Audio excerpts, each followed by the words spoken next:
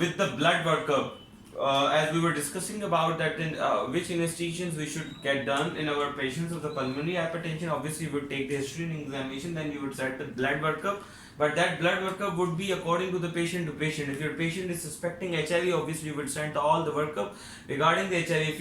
If your patient has the symptoms and the signs of the connective tissue disorder, obviously then you will send the baseline remain always same, CBC, UC, LFTs, but obviously the additional test you have to send according to the patients. If your patient is coming to the category of 2 and 3, obviously we would send the BNP and the drops level, but it all would be according to the patients and the group of the patient, which in which group patient is actually lying. Okay, now the important thing is ECG. Then obviously the ECG, the most common ECG findings are the right heart signs or the left heart signs.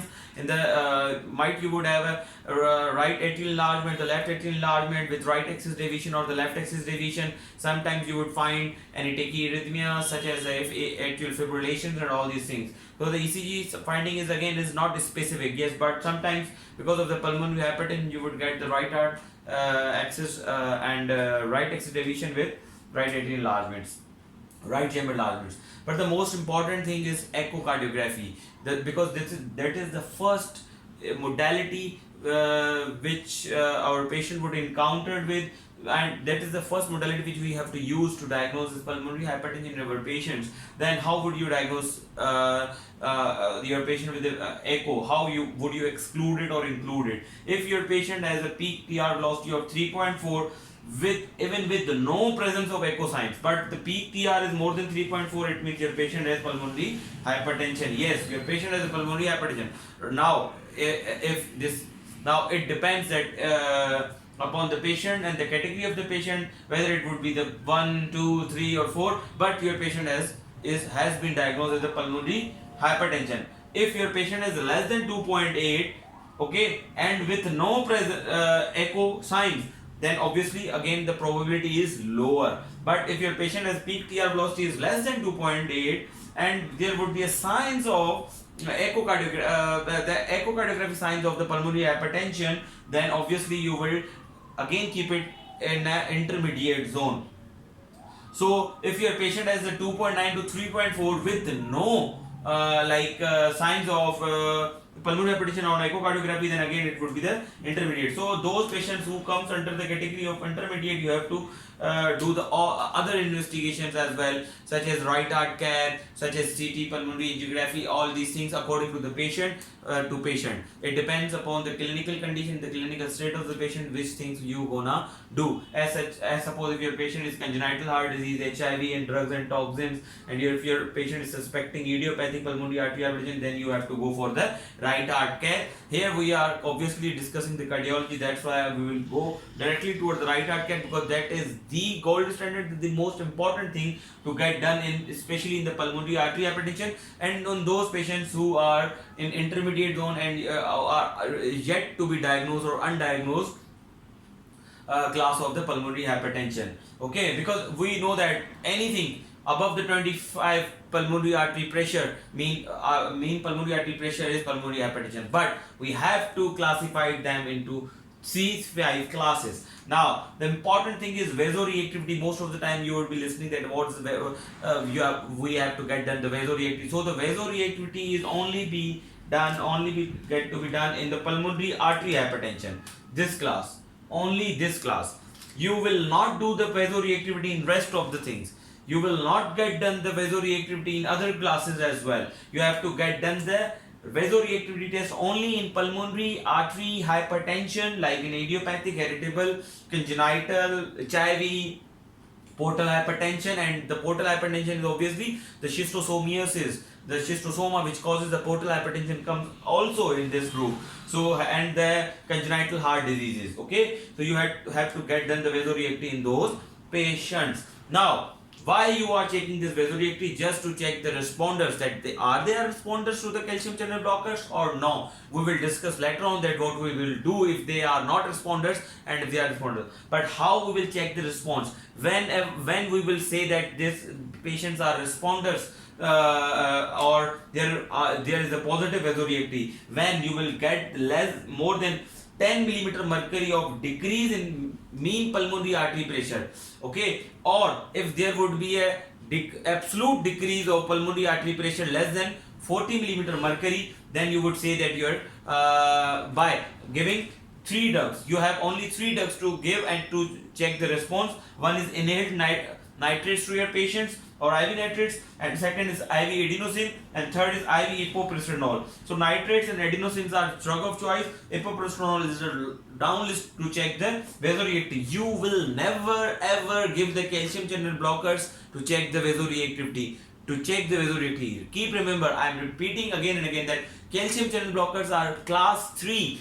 They are contraindicated according to the ESC and the HA guidelines for to check the vasoreactivity in your patients. So that's why you will not check the vasoreactivity testing with calcium channel blocker. Though you are checking the vasoreactivity for checking the response of calcium channel blockers, which you will later add on in your patients if your patient would have a positive vasoreactivity, but you will not check the vasoreactivity with calcium channel blockers, okay. So you have only three drugs which we have discussed here. Now the important thing is here, how would we interpret it, that if your patient has mean pulmonary artery pressure is 50, okay, if your patient has mean pulmonary artery pressure is 50, so if there would be a decreased 10 millimeter mercury of mean pulmonary artery pressure without decreasing in cardiac output and systolic blood pressure, then there is a positive. It means there is, if after giving drugs your patient would have 40 millimeter mercury of pulmonary artery pressure, then you would say that your patient has a positive vasoreactivity test. But if your patient has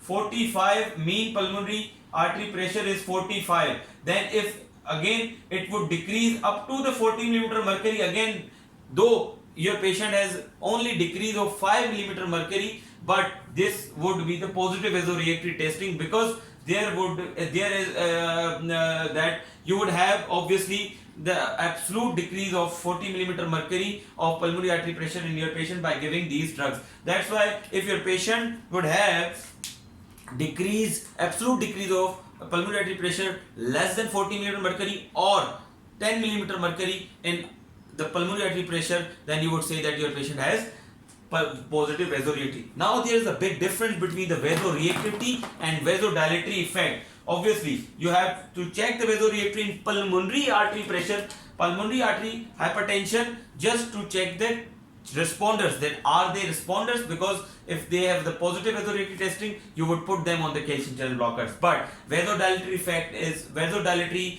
effect by or to check the vasodilatory effect is something different than the vasoreactivity. You have to check the vasodilatory effect because it is class 1 to get done the right heart cath in your patients who are going for the lung or heart transplant, or lung or heart both transplant. Okay, why?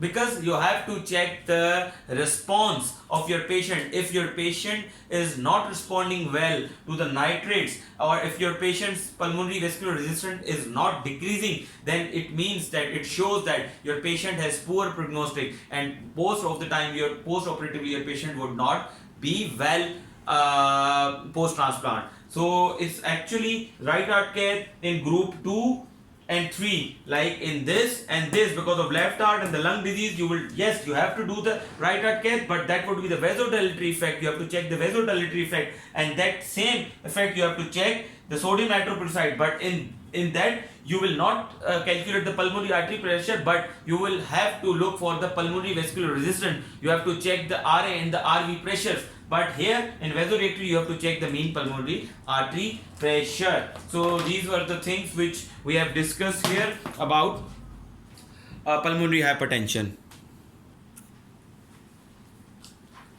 So we are here again for the management of the pulmonary hypertension. But before going towards the pulmonary hypertension, the management of the pulmonary hypertension, we have to make you understand.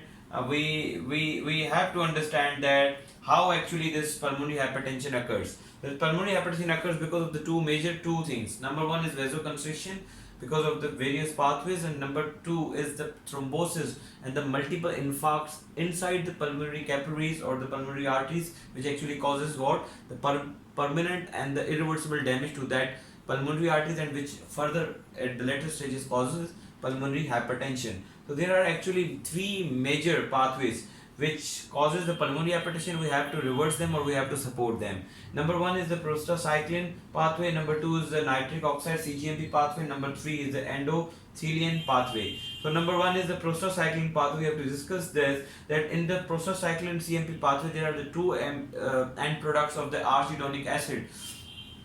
One is the prostacyclin and number 2 is thromboxane. What thromboxane actually does, it increases the vasoconstriction and it increases thrombosis as well. But the prostacyclin does what? It actually decreases the vasoconstriction and decreases the thrombosis. That's why we give support to the prostacyclin as by giving these prostacyclin analogs. So that's why we call them prostacyclin analogs drugs, and these are the only group, it is the only group which has a mortality benefit in the pulmonary hypertension, but especially in the pulmonary arterial hypertension. Just keep remember one thing, okay? So this is the only one group which has a proven mortality benefit in your pulmonary hypertension, pulmonary artery hypertension, okay? So number 1 drug is epoprostenol, which is very common, which is very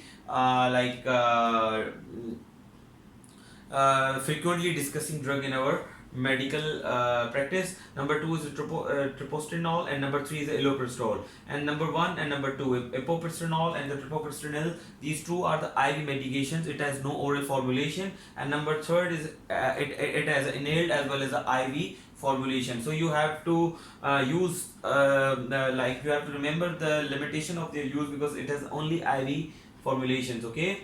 And number 2 we have here is a nitric oxide CGMP pathway, which is actually the phosphodiesterase 5 inhibitor pathway.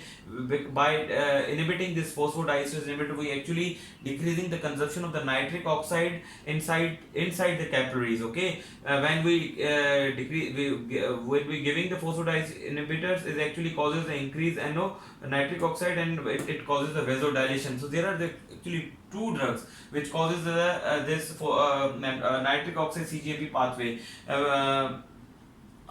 So which actually supporting it, okay? One is the sildenafil and second one is the tadalafil. Sildenafil has a short it is a OD drug because it has a short half life, okay? And the tadalafil has a larger half life.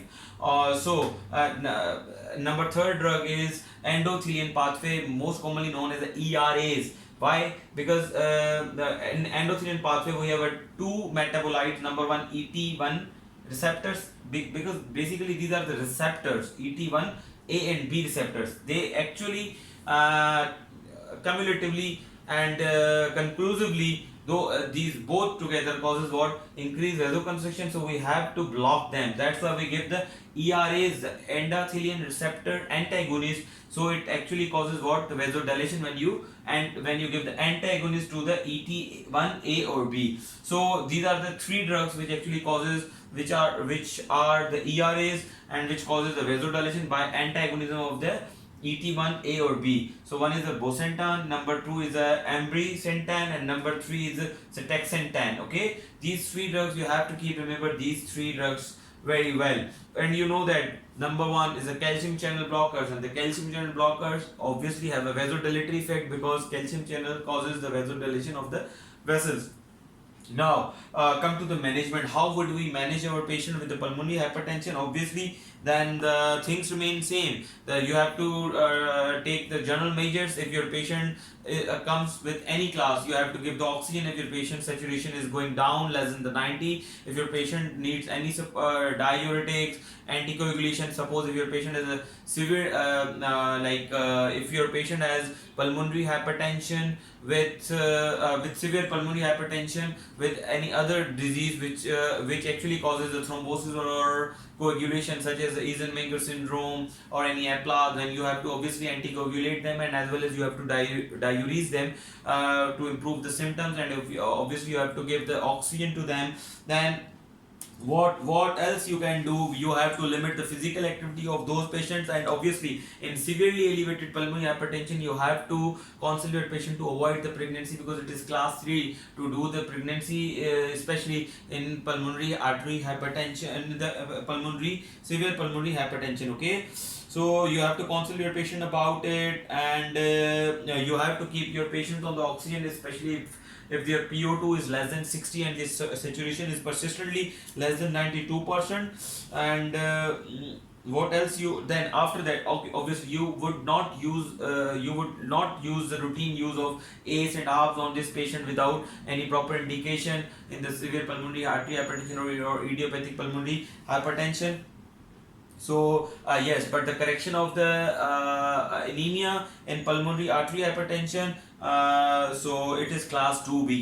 You have to correct, especially in pulmonary artery hypertension. So after doing all these general measures, what you have to do, you have to check the vasoreactivity only in pulmonary arterial hypertension group. Okay, after checking the pulmonary arterial hypertension, you have to obviously, as we discussed earlier, that only number one group we have to treat number one group, but rest of the groups has to be treated for their primary causes, like left heart disease. If the pulmonary hypertension is because of the left heart disease, you have to treat the left heart disease. If the pulmonary hypertension is because of the your lung disease, you have to treat the lung disease first. Okay, you have, if your patient has a CTAF, so you have to treat the CTAF first. You will not treat its pulmonary hypertension, which is secondary because of any other disease. But if your patient is a pulmonary artery hypertension or idiopathic, or it is actually if it comes under the group 1,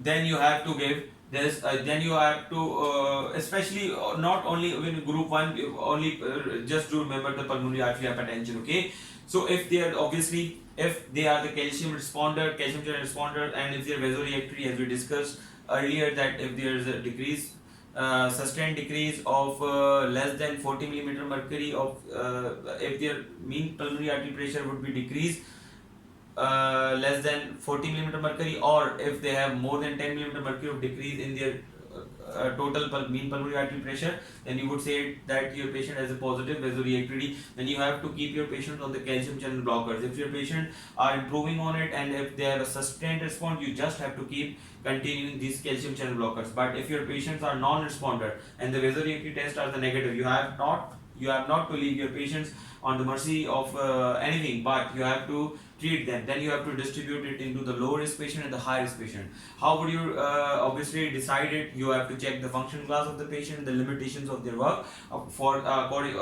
just because of their pulmonary hypertension. So if your patient is function class 1 or 3, then you have to keep your patient on the oral ERAs and the phosphodiesterase inhibitor, because as I told you that though these prostacyclin analogs have mortality benefit, but obviously you would not keep your patient with the IV epoprostenol or treprostinil because your patient is low risk and your patient is functional class 1 or 3. It's come between in the class of 1 or 3, so you have to keep on them. Okay. Oral ERAs and phosphodiesterase inhibitor. What are the oral ERAs? Obviously we have 3 oral ERAs: bosentan, ambrisentan, and cetuxettan. And what phosphodiesterase we have a 2, sildenafil and the tadalafil. But if your patient is functional class 4, or if your patient is admitted because of the pulmonary artery hypertension and you have done the right heart cath before or in that setup, then you have to keep your patients on the epoprostenol at the first strategy. So here in this sort of patient, your drug of choice would be epoprostenol, but in the low risk patient, the drug of choice would be ERAs and phosphodiesterase inhibitors, then treprostinil, and then in the last after that you will have to keep your patient on the ERA and phosphodiesterase if you need something. So you have to start with a single drug, but you can add on therapy. You can do the combo and the triple therapy as well. But despite of giving maximum drugs or the combo and the triple therapy, if your patient is a persistent pulmonary hypertension and the symptoms with persistent pulmonary hypertension, then you have to go for the atrial septostomy and the lung transplant. You have to plan for all these things. So what are the things which actually tells us the poor prognostic poor prognosis in our pulmonary hypertension, that is the rapid progression of the disease, number one. Number two, functional class. If the functional class is 4, your patient is obviously have a very poor prognosis. But if your patient has a good functional class, so it means your patient has good prognosis. So the 6 minute, if your patient on 6 minute walk is taking only less than 300 millimeter of walk, then your patient has what? Poor prognosis. And if your patient persistent persistent pericardial effusion on echocardiography, again it is a very bad sign of pulmonary hypertension. If your patient has a significant RV dysfunction, significant RV raised pressures, and significant RA dilatation, so and with low cardiac index, so all these are the poor prognostic factors. And the one thing which I just left, that increased BNP levels, that's why we have to get done the BNP in those patients, because it tells us the prognosis. BNP is very important. It tells prognosis in MI patients, it tells prognosis in our heart failure patients, it tells prognosis in pulmonary embolism, it also tells prognosis in pulmonary hypertension as well. So BNP is very important marker. Okay, yes, but here I just want to discuss a few things with you, that what we can do and what we cannot do in certain or in the special cases. So just keep remember one thing here, that you will not give calcium channel blocker to which patients? To patients which Eisenmenger and pulmonary artery hypertension. So if your patient is a pulmonary artery hypertension with Eisenmenger syndrome, so there is nothing to do, check the vasoreactory, because obviously though if your patient is would be responsive to the calcium channel blockers, you are not supposed to give, because according to the ESC guideline it is contraindicated to give the calcium channel blockers with Eisenmenger syndrome. So that is the only condition of pulmonary artery hypertension in which obviously you should not have to go for the vasoreactivity, because you are not supposed to give the calcium channel blocker in those patients. Now, and what else you can do in your patient with the Eisenmenger syndrome and the pulmonary artery hypertension? Obviously, after all general measurements, you can put your patients on ERAs. There's like bosentan, ambrisentan, and cetuxetine, and the phosphodiesterase inhibitor, sildenafil, tadalafil. Okay. So yes, there are a few other more cases. If your patient of chronic thromboembolism phenomena, and despite of doing each and everything, despite of you doing all thrombolectomies and all these things, thromborespiration and all embolectomies, but still your patient has a pulmonary hypertension, then you have to keep your patient on that is the actually special class. This is a newer class, SCG stimulator. It actually does what? It actually increases directly nitric oxide in the vessels, in the vessel wall, which causes the dilatation of the pulmonary arteries, vasodilation of the pulmonary arteries. So that is the drug which known which named as the riociguat, and that is a class 1 drug in CTEPH patients who have, despite of doing each and everything, but if they have persistent pulmonary hypertension, then you have to give the riociguat in this patient, and this class 1. But remember one thing: you will not give phosphodiesterase inhibitor and riociguat as a combo therapy in your patients, in any patients. Why? Because these both are the nitric oxide supporters, and your patient would have a very high chance of low blood pressure because of the maximal vasodilation in your patient. That's why it is contraindicated to give riociguat and phosphodiesterase inhibitor together. Now, group wise, we have to take the patients the group wise. Okay, in group 2-3 patients, you will not give ERAs and prostacyclins.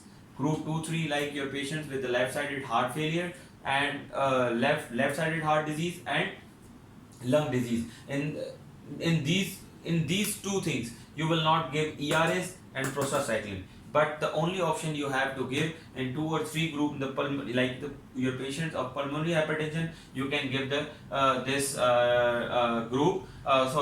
number 2, and nitric oxide CGMP pathway, phosphodiesterase 5 inhibitors. You have only 2 options here, sildenafil and the tadalafil. So if your patient is coming with the pulmonary hypertension because of the left side of the heart or because of the lung disease, so the only drug which you have to give in your patients is sildenafil or tadalafil. The group is nitric oxide CGMP pathway. Okay, so these were the major things which I wanted to discuss you. But here the important thing is that how would you follow your patient. Obviously you have to check all these things, or the or the prognostic markers in your patient, that where your patient is going, or your patient, or you have to check the response of the patient. So you have to follow your patient every 3 to 6 months. It is class 1 to follow your patient with this. If your patient is deteriorating, obviously you have to evaluate the compliance, you have to evaluate the other causes, or the sort of the mixed connective, or the mixed pathology of the pulmonary hypertension. So you have to do all these things. And if you need anything else to manage your pulmonary hypertension, obviously you will do accordingly. So the one thing important I just want to mention here, that epidural anesthesia is favored over general anesthesia. In your patient with the pulmonary hypertension, you would not you would avoid the general anesthesia because of so many factors. So in elective surgeries, it is better to put your patient on the epidural anesthesia rather general anesthesia. You will advise your patients to prevent the pregnancy. You will anticoagulate your patient with Eisenmenger. It is class 2B. You will treat your patient with with iron therapy, with pulmonary artery hypertension. So you have to just remember all these major points of the pulmonary hypertension. By this we have just finished our topic of the pulmonary hypertension. I hope that I have made myself unambiguous and clear, and I have made this topic very easier and very easy to digest for you guys. So just keep remember me in your prayers. I am your Dr. Nas, and please subscribe my channel and press the bell button for the future videos. Allah Hafiz, take care, good evening.